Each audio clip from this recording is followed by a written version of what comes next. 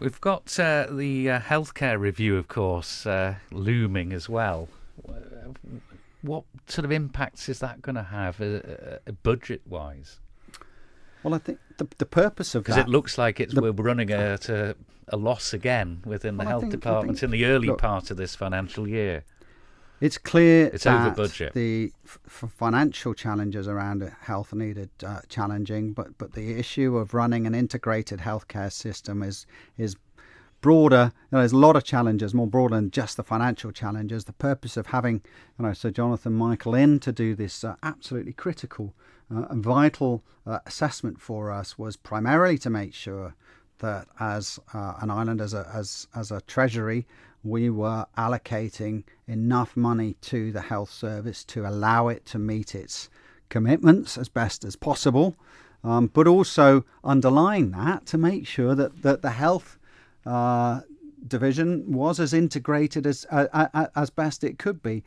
So what I'm expecting is Sir Jonathan to have delivered an interim report by January. That's the timescale we're hoping to see, an interim report, and then we'll follow that with a final report soon after. That report is being shaped at the moment. What I can tell you has been a significant engagement by Sir Jonathan and his team over the summer. I think some people will have found him and his team at Tynwald Day on the Fairfield in a marquee. I know they've made a call out to the public to attend a series of open meetings so that he can hear firsthand, and I know that he has spent a considerable amount of time discussing these issues with GPs, with consultants, with nurses, and more broadly with patients, and particularly so with patients. So this is going to be a key report and something that we will need to look very carefully at and debate very carefully, I hope, in January.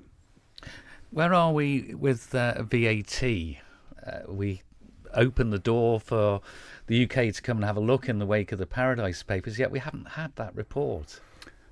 Well, that's right. That review has been undertaken by the UK. We were expecting it in the summer, weren't we? Early summer. We're waiting to hear, but it's not unsurprising that we haven't had a report back as yet from the UK, from HMRC, given the weight of work that they are undoubtedly dealing with the Brexit negotiations. So that is an ongoing matter that will eventually reach a resolution.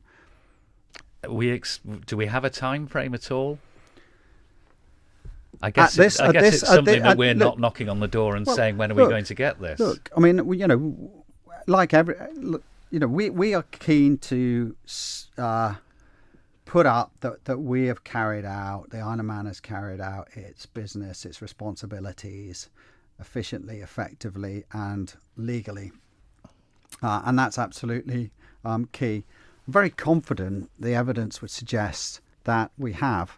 And there has been there has been no red flags being waved by HMRC at this stage, to a certain degree gives me cause for comfort.